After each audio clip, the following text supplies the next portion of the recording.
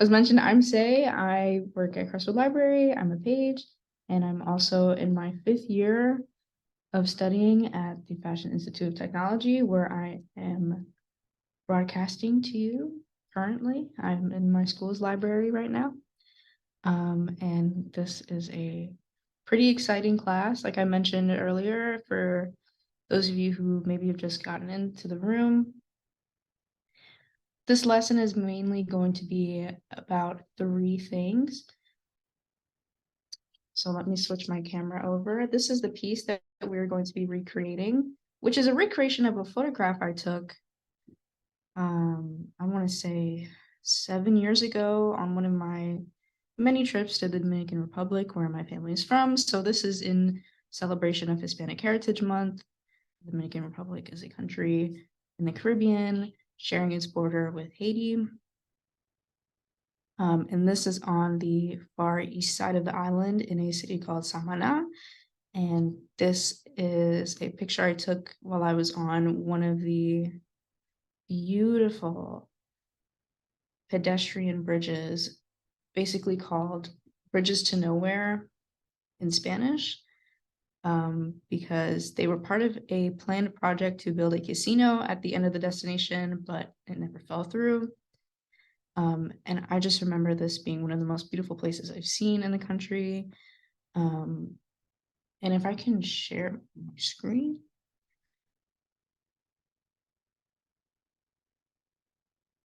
Um,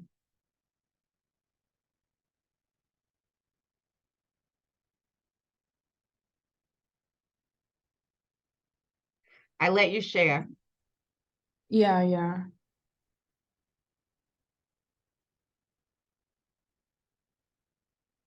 Okay, so this is just my lesson plan, I guess. This is my actual photo here. As you can see, it's very gray. It's a very gray photo I took on my iPhone or something, like my iPhone 5C or something, I don't know. But obviously the picture I painted is much more colorful because we're also, on top of doing a 1-point perspective piece, we're going to be talking about color harmonies or just the value of using a limited color palette in your pieces. Because I thought that this gray color palette was really washed out and did not do the space justice. And there was a third thing I was going to mention, but I don't remember it right now. Anyway, let's get started. Enough talking for me. So I have my watercolor paper taped off. You don't have to do this though. You can just use the whole paper. I do this for time saving reasons. A trick I figured out halfway through teaching these classes is that if I paint a smaller surface area, I can get the piece done faster. So I'm taking my mechanical pencil, wow, dusting off my page, making sure there's no debris on it because we're going to start painting pretty soon. But I want to go over here on the left side and I want to plot a point roughly in the middle of this line. So like right there. And I'm going to do the same on the right side. I'm just eyeballing it. I'm just guessing. And then I'm taking my straight edge, my clear ruler. I'm going to align the edge of it with the edge of the paper so that I know that it's laying flat. And I'm going to line it up with the dot I pointed, and I'm just going to drag my pencil across. And now we have our horizontal line. And we are going to do the same thing. So now that we have this horizontal line, we're going to find the center of this line, which I think it's probably right there, right? It's probably right there. Let's get like nice and close. Beautiful.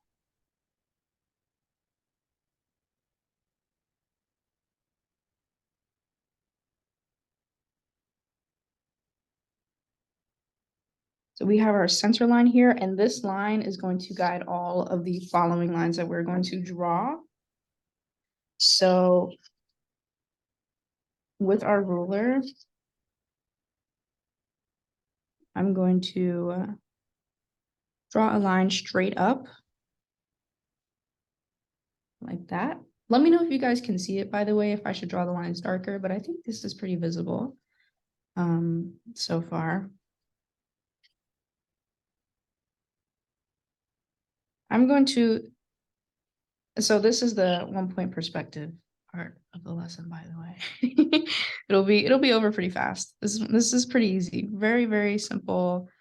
You learn this like day one in design school for certain. Definitely any artist would know how to do this. If you want to draw a room or something, you can use this to draw things like hallways, trains, really just any view where you're looking in one direction. So I'm going to take my ruler, line it up against my center point here and the corner, the left hand corner, and I'm going to draw a diagonal line like that. And then a little bit up from the bottom right corner, I'm going to do the same thing, and I'm going to drag the line back to the center point here that I've plotted. So it's slightly asymmetrical. This is not a perfectly symmetrical piece of work or like point of view. Composition, there we go. This is not a perfectly symmetrical composition, but that's what makes it interesting to me. It's still balanced though, and I'll explain why when we get there. Anyway, someone knocked on the door. It kind of freaked me out. A little, so now that we have this line up here on the bottom right side, I'm going to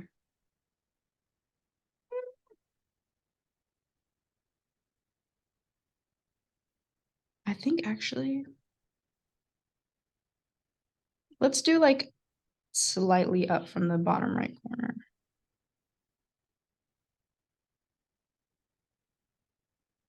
So that's 2 lines from the bottom right general area. And we're going to add our third and final for now.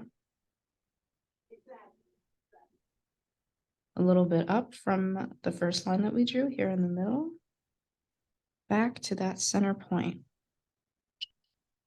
1 point perspectives are really fun and really easy, I find often. And just like, they're just a really quick way to like get a good composition going. So for this side, we're gonna move, I wanna say about that much from the bottom left-hand corner. And draw a line back to the center. And I'm sure if you're super tentative, you notice that like my dot isn't the same size it was when I first put it down, but that's okay. It's all in the general same area, so it's fine. Don't worry too much about that.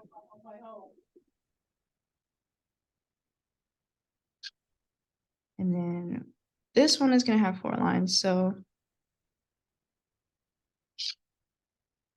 from this point, about right there, going to be our next line. And then a little bit further from that, I'm going to say like that, is going to be our final line on the left-hand side. And so basically our lines for the bottom half of the page are done for the most part. We'll get back to that in a bit, but for now, I want to plot out where we're going to place our clouds. So you can just make a series of diagonal lines. You can put as many or as little as you want. It does not matter. I'll just have to go into each corner, sort of fanning out like this.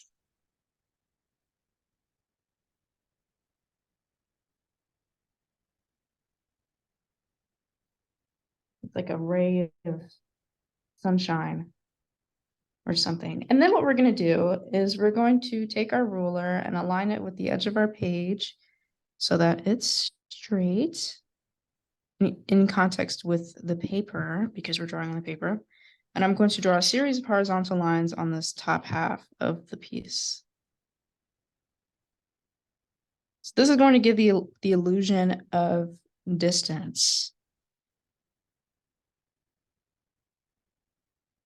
Both distance from us, the viewer of this piece of art, and also distance from high in the sky to lower altitudes. So distance in two different ways. And yeah, I just have a series of horizontal lines. Right. Yeah, wow. That fluorescent light is killing me. It's so bright.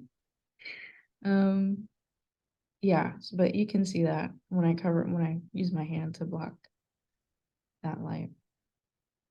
That's what our top of the page is going to look like. So I highly recommend at this point taking an eraser and very gently, like using the side of it and just very gently like scraping it over the lines that you drew, lightening them up. Because watercolor is a translucent medium, so it's not going to do a very good job of covering the pencil lines that we have drawn in.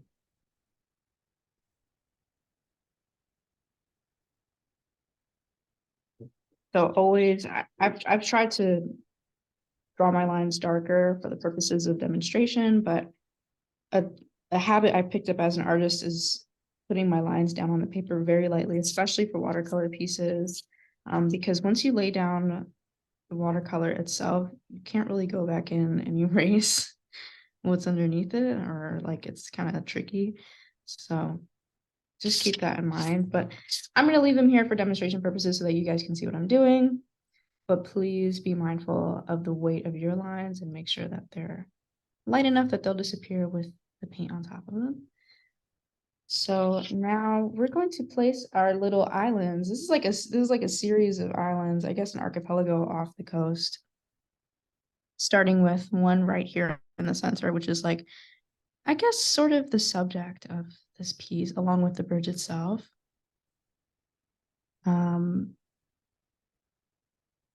Let's get another zoom in there. And so very lightly, I'm holding the pencil back, further back. I'm not holding it super tight. Not only to give myself like less pressure on the paper, but also for this. This is an irregular shape. Oh, that's super light. You guys are not going to see that. This is an irregular shape of like a heavily forested little island.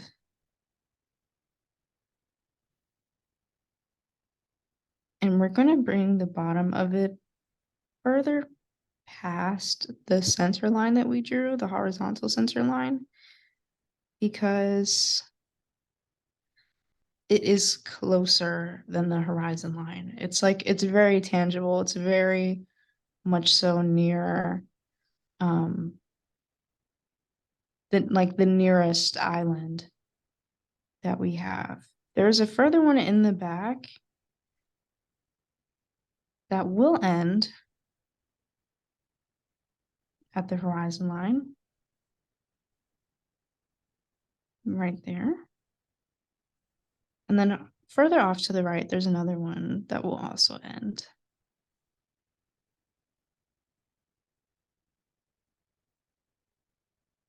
And so this is where the asymmetrical balance of the piece comes into play. So the right-hand side, we see more of the railing of the bridge, but there's less on the horizon. And here on the left-hand side, you will see there are far more substantial land masses. So again, I'm going to start at the horizon line with this one just to the left here, but don't be mistaken, it's really far away from this island right here. And then right off of that, we're going to do a really That wasn't. big, it basically goes to the end of Okay. I'm in the middle. That's all right. I'll call you later. Valerie, you're unmuted. I'm sorry. We're going to go all the way to the left-hand side here, to the left-hand edge of the paper. And we're going to bring the bottom not as far down as this island because it's still further back, but like very slightly underneath the horizon line. And that's about as straight a line as I can draw without a ruler. So maybe let's get that ruler out just just cause.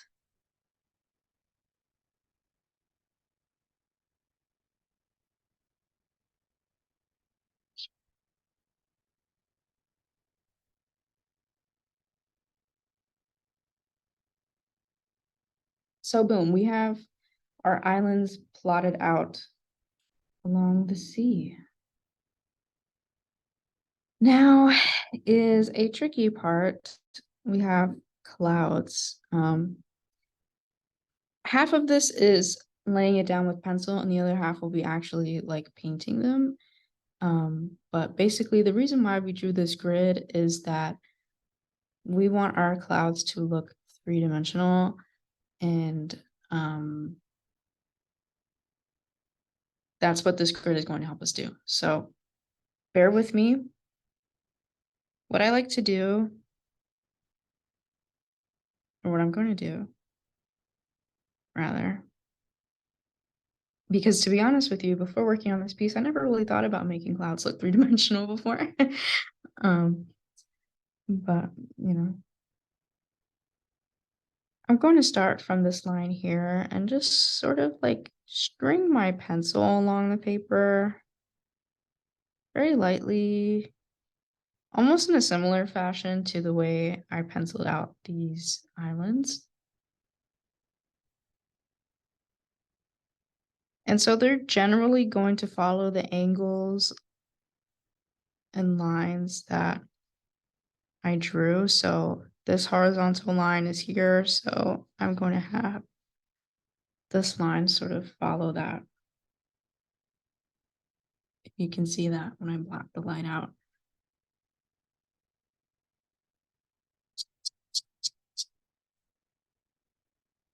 And so these clouds will definitely get smaller and smaller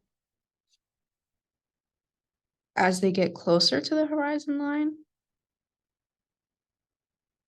So let's try another one right here.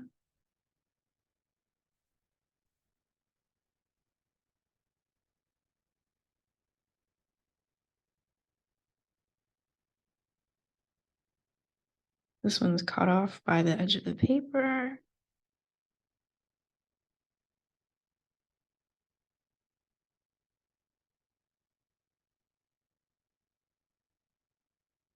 Let's like Gwen back in, or going in.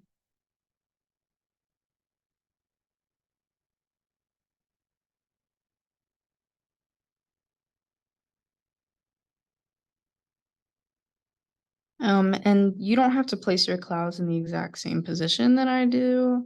I'm not even matching them up to the sample painting that I did. It's clouds move. It's fine. They're not, it's not pertinent that they're in the same position. Yeah, let's get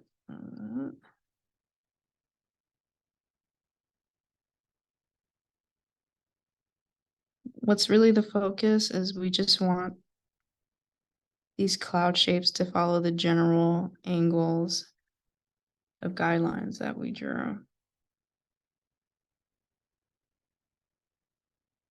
This light sucks. But yeah, so those are like 4 really big clouds, and the rest are going to be a bit smaller. So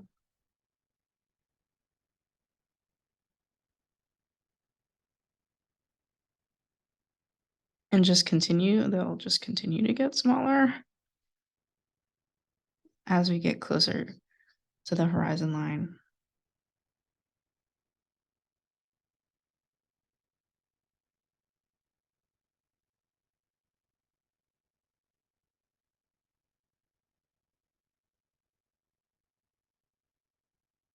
So just very quickly, without that much thought, you know,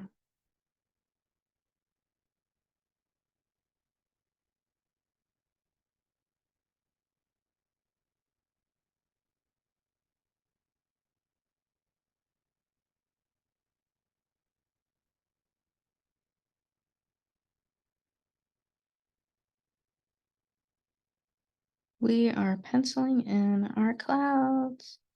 This was a very cloudy day, but it was still gorgeous out.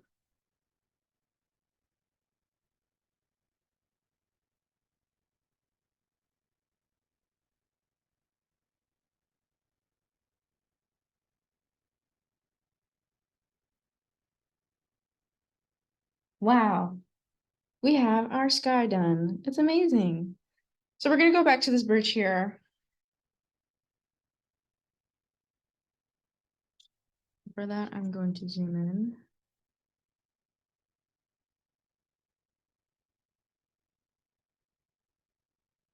So I am actually going to add a 4th line, but it's going to be in between these 2 lines. Actually, you guys can't see what I'm doing. So in between these 2 lines, I'm going to add a 4th line.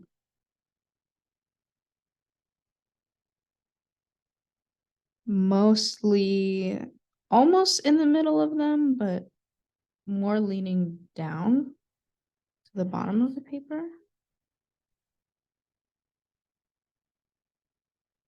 I mean, that's not what I just drew, but whatever, let's roll with it. So what you want to do, what we're going to do now is draw the railing. This is a concrete structure. So what I like to do, 1-point perspectives are really, really simple and easy because the only diagonal lines go back to one singular point, and all the other lines you draw are either perfectly horizontal or perfectly vertical. So for the most part now, we've just been dealing with perfectly vertical lines and these diagonal lines, but we're also going to be using vertical lines to draw the railings here. So starting from that 3rd line down to the 4th line, we're going to draw a straight vertical line over and over, and they're going to get closer and closer the further away, the deeper into the piece you get, the more closer to the center of the piece you get. So those are our lines on one side, and we're going to do the same thing on the other side. Again, between the 3rd and 4th line.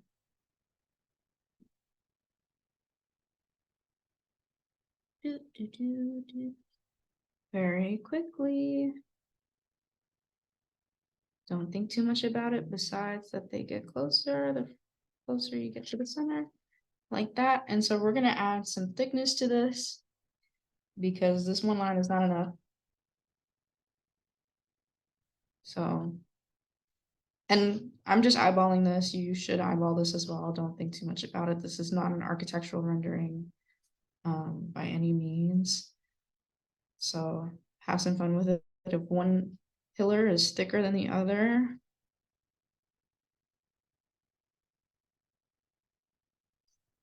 so what? And I mean, you know, we're doing this in pencil, so you can always erase. I like to not erase as much as possible on watercolor though, on watercolor paper, because watercolor paper isn't really meant to be abrased that much. So now that we have specifically on this right side here, now that we have our pillars laid out, we're going to add another diagonal line. And this is going to go, I don't know which one to start with. This one might get a little confusing. So if you get stuck on this, please feel free to stop me for clarification. Okay. So we have our vertical lines here that make up our pillars, but there's still no depth to them really. This is a three-dimensional object that's still looking very much two-dimensional. So what that means is we need to do like that, right? But in order to do that properly, we need to add another line, diagonal line. So let's go ahead and do that and do it very lightly all the way down.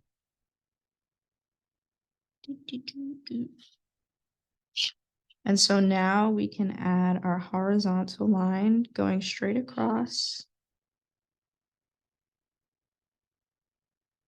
the bottom here, ending at this diagonal line. The diagonal line is basically a guideline showing us where this pillar should end.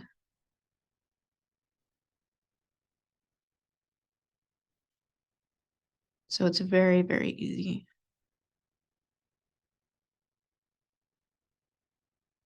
Every single diagonal line in any 1-point perspective should be going back to your single point. And so now that we have the horizontal line, we can draw the vertical line.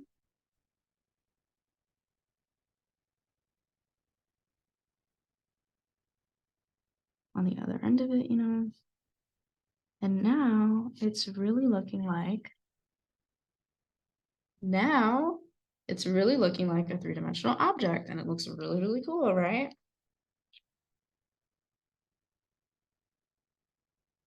And I think we're gonna leave it at that for this piece, but if you can get more detailed with this though. Like in actuality, there are 2 more railings in this space. But I'm pretty content with just leaving this here like this for demonstration purposes, to be honest with you. So let's let's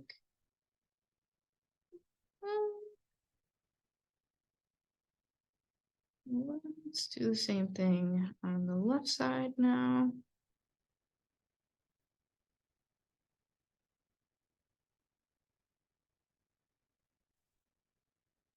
Or honestly, I don't know. Like that.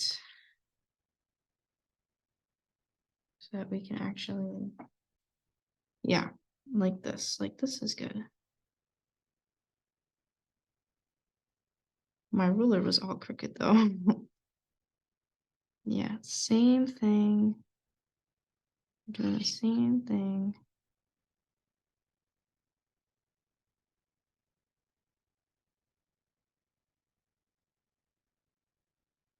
And then we're going to draw a vertical line. I'm just freehanding it because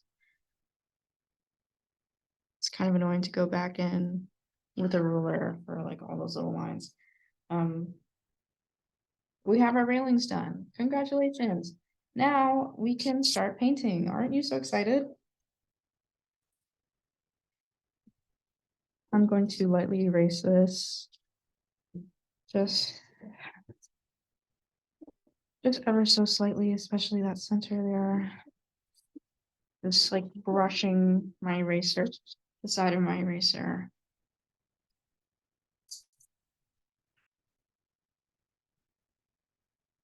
And dusting off all the debris. So I think first we should start with the sky.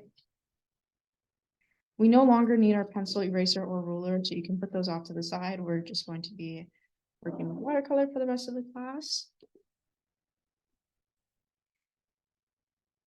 And this is the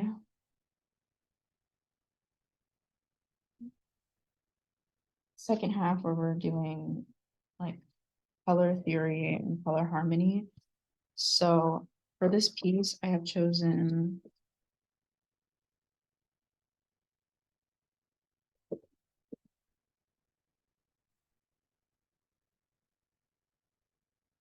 I'm just going to use a scrap piece of paper. I've chosen only 4 colors out of my entire palette to use. This is my watercolor palette. It has 16 colors. 4, 4, 4, 4. We will be using this magenta. I got some on my finger. This yellow orange. This turquoise. And this green. So 3 of these are tertiary colors, which are to right, which okay, now the recording is up. So again, this is a split complementary color scheme, which basically means it's 2 complementary colors within the same piece. Orange and blue are complementary colors, and red and green are complementary colors. Now, of course, this isn't exactly orange, and this isn't exactly blue, and this isn't exactly red, but they're close enough. So we're calling this a double complementary color scheme. These are the only 4 colors that we will be using this entire piece. And we're going to start with the turquoise with my very skinny brush. In the empty space I left between the clouds, I'm just going to, with a moderate amount of water, just drag my brush along, almost like a river system, even.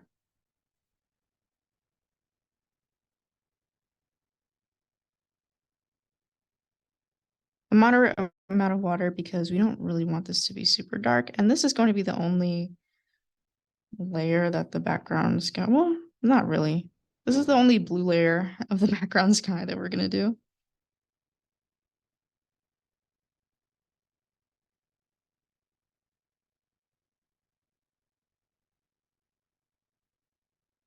So let's just like very quickly try to get in as much as we can. There's actually a fair amount of layers in this piece. But there is a benefit to using a limited color palette of just 4 colors, mainly that it makes your piece look more harmonious. I would love to do a class where I go over basic color theory 101. If that's possible, that would be so good, and we could like practice different color schemes and things like that. But maybe we can do that for a class next year because I already have all this year's classes planned. Or maybe I can work it into next week's not next week's class, but our next class together. I don't know. Because what I really want everyone to get out of this is our tools to create whatever art you want, not just Say taught me how to paint a sunflower, so now I know how to paint a sunflower. You know, I taught you how to paint a sunflower, but you could also figure out how to paint a rose or a daisy. Things like that.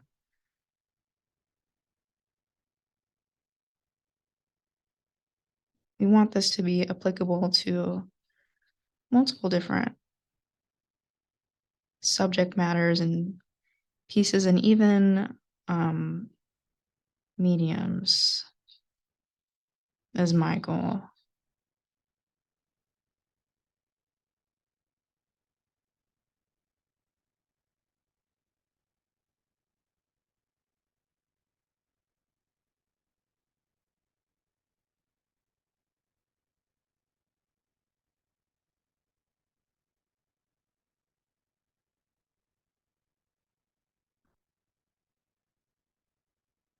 Honestly, it probably would have been better for me to work from top right, top left to bottom right, but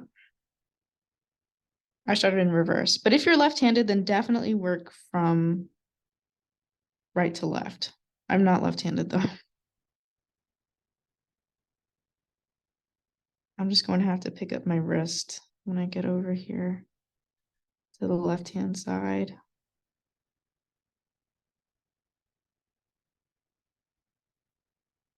I mean, you should really do that while working on watercolor anyway. You don't want to accidentally smear any wet spots. But generally speaking, whether you're working with graphite or whatever, work top opposite of your handedness. So if you're right-handed, work from the top left to the bottom right, and if you're left-handed, work from the top right to the bottom left. I did not do that,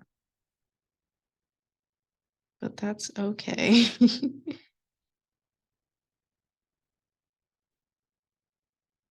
It's not a hard and fast rule. It's just a suggestion to make your life easier so that there's no smudging and smearing, or less a chance of that happening.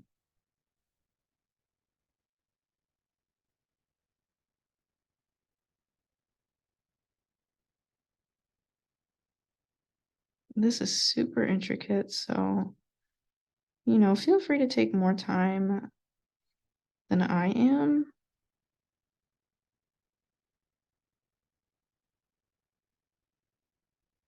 But remember, keep in mind that the original piece took me about an hour and a half to complete, so from start to finish.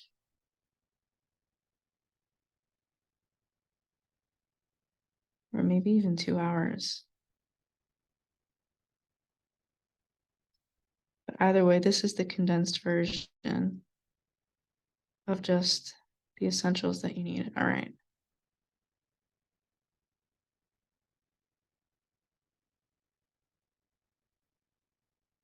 So that's done. The sky is done for now.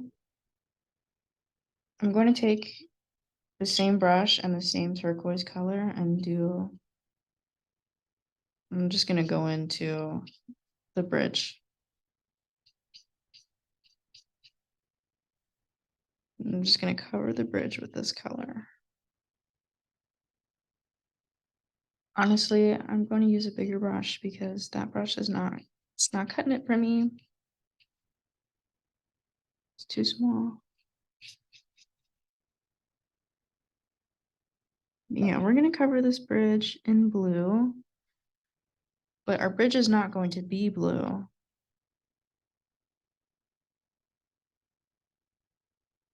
And I will show you why when we get there, of course.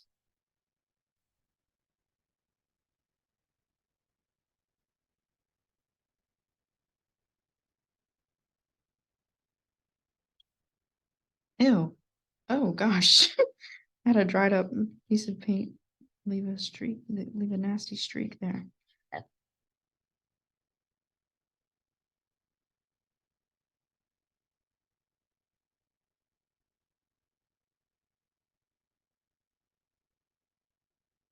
So we have our blue bridge and our blue sky.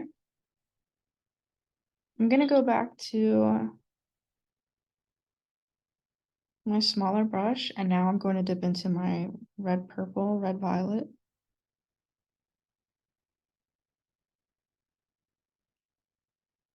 And I'm going to start painting the clouds. So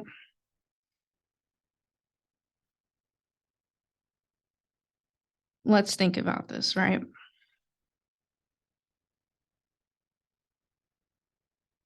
What we're painting on the clouds are the shadows of the clouds. So on the right side,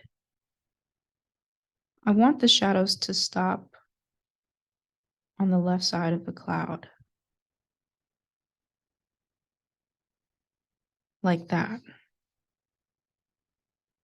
And then it can continue on towards the right. And on the left side of the piece, the opposite will be the case. I have like a hair stuck in my paint. Get out. All right.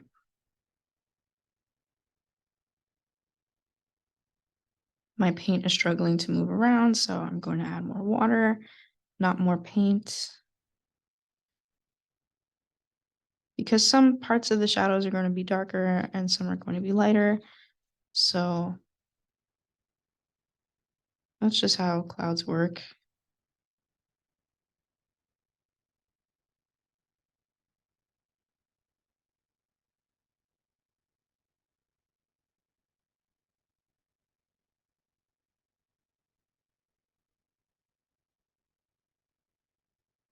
So as you can see, like the bottom and the right side still get their shadow, but the left and the top side here do not.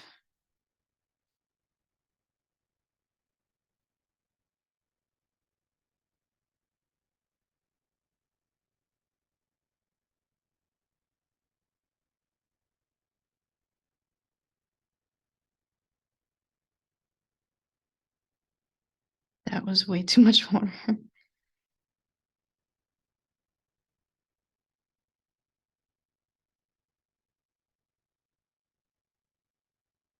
Again, I really should have started this from the left side, but whatever.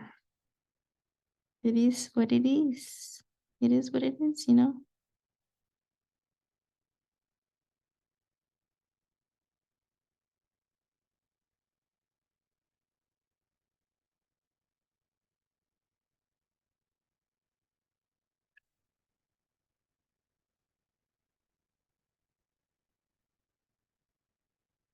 And so I'm sure, I hope you noticed that like my shadow almost exactly follows the diagonal line that I drew.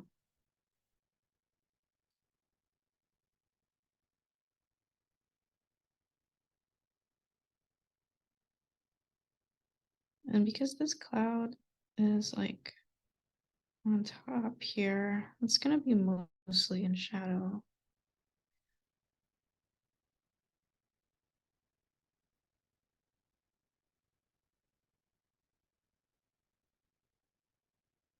Now we're moving on to the left side, so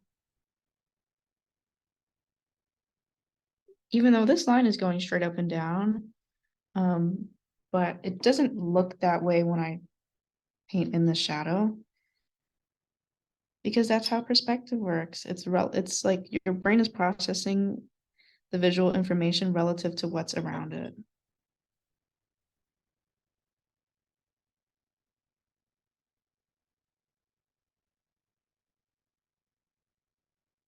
And so because nothing else is really like straight, let's say, your brain won't process this as straight either, as a straight up and down.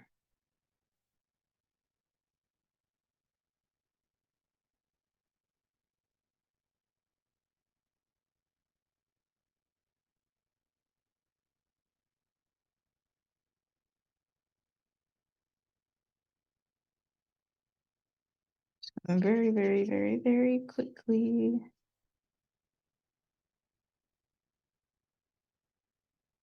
Ooh.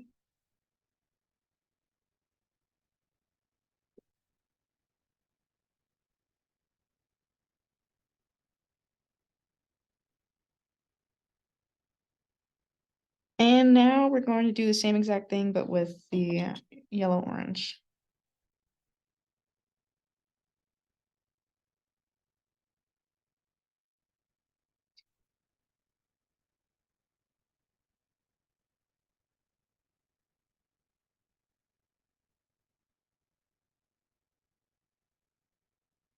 Orange and red are right next to each other on the color wheel, which means that they are analogous colors, so they blend together very beautifully, and it adds some depth and vibrancy to each other.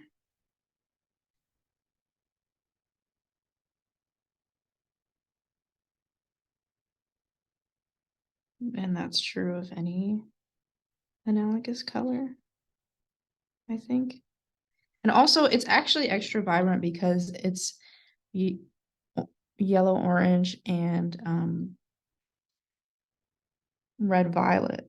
And so while orange and red are right next to each other on the color wheel, yellow and violet are opposite of each other on the color wheel. They're complementary colors.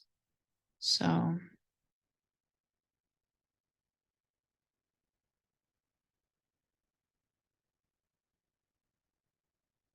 it's like a really interesting mix.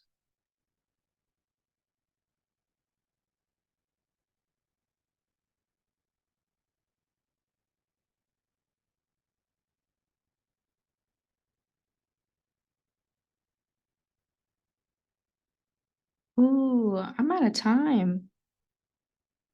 I'm so out of time. Oh my gosh. Wow. But our clouds are done. So, that's cute. Let's quickly do these islands, I guess, with the green. Just gonna fill them in with green.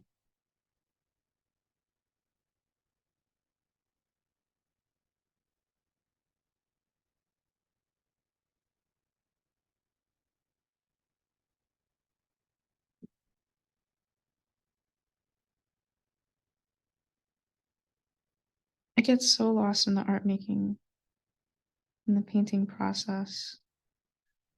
My goodness. And there's so much to explain. I need more time. Our islands are green now. I'm going to go into the rest of the ocean line with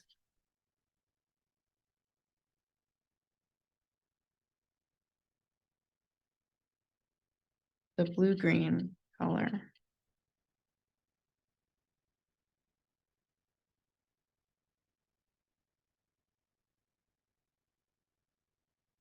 But I'm not going to fill in the bridge. I'm going to leave the bridge alone.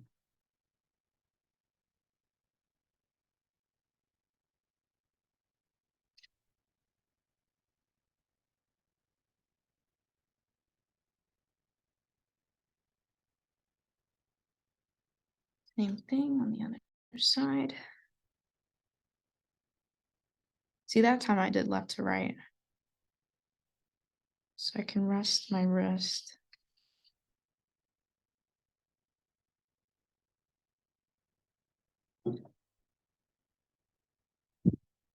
So now that our islands have dried off a little bit, I'm going to take magenta on my brush and just go over this front piece here. And of course, our main island right here.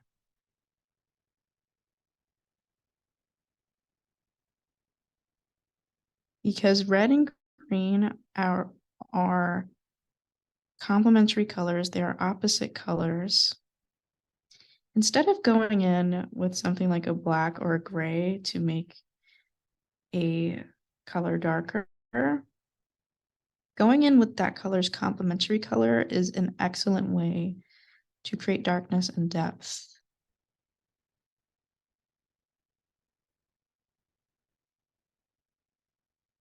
Of course, because my ocean is not dry yet, I have some bleeding. I have some color bleeding. So I'm just going to swipe that away.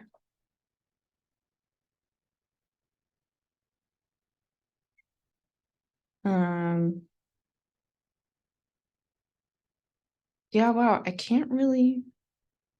I would need a hairdryer to move on. And even then, I kind of can't. But the same thing Okay. goes for the bridge. Can you Yeah. explain how to do the bridge so that we know? Yeah. So the same thing for the bridge. The plan is not to leave the islands this bright pink color. The next step would be after this layer dries. It's very crucial that these layers dry in between each step. So once this dries, and I can't really work on the bridge because the ocean is still wet and I really don't want that to bleed into each other. But my bridge is dry. And so the next step would just be to cover it in the yellow orange entirely. And then for some shadow bits like this edge here, do another 2 layers of blue and orange.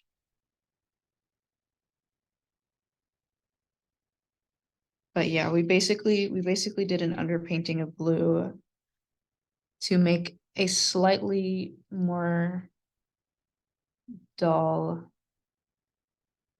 centered, harmonic bridge color instead of like just this bright orange bridge. It's like super harmonious. I'll show you what I just did earlier. So the green, I'm sure if you look closely, you can see some of the red underneath. And then it's far darker than like these islands here that I have penciled, that I have outlined. The final step for the sky would be to do a light wash of the yellow orange, super light, a lot of water, not a lot of pigment, just across horizontally. Because you can see the difference if I show them to you both at the same time. The sky is very vibrant and cool, and maybe you like that, but it doesn't look like it has a lot to do with each other. It looks like these look like sunset clouds on a bright sunny day sky. But once you add the orange wash over top of it, it'll be very harmonious. And because watercolor is transparent, it'll tie everything together. And so your sky will be done. I can actually show you that here, I think, very slightly. I'm taking like a large flat brush, like a lot of water.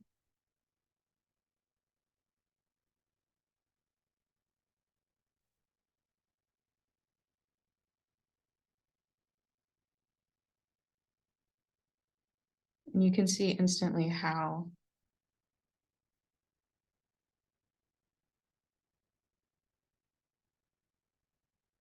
all of a sudden the sky makes sense.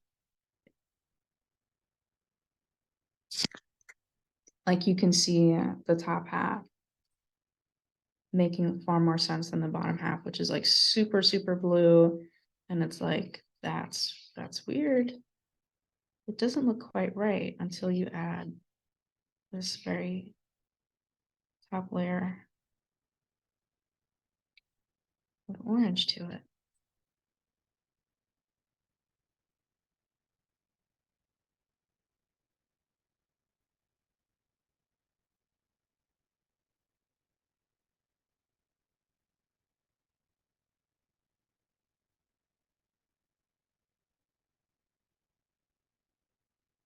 Basically like that.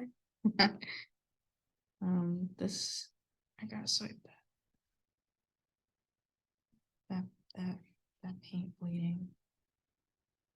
But yeah, so definitely instead of using grays and blacks to add darkness and depth to your piece, layer on complementary colors. If you're confused on what the complementary colors are, you can always Google them. But definitely for this piece, the red, violet, and green are complementary colors, and the yellow, orange, and blue, green are complementary colors. So that's what you should follow for this piece. The islands are red, violet, and green, and the bridge is blue, green, and yellow, orange. And then use a pen to outline all your pieces. I did here. Find in some waves and some dots here and there because this is a concrete bridge. And always sign your art too. That's my signature right there. And don't fully outline the clouds because they're soft. You won't see all the edges super defined. So yeah, those are the quick instructions. I hope everyone learned a lot this class. Feel free to reach out to me at Crestwood or, through my email. It's smarte@ypl.org. I'll put it in the chat. If you have any questions about this lesson.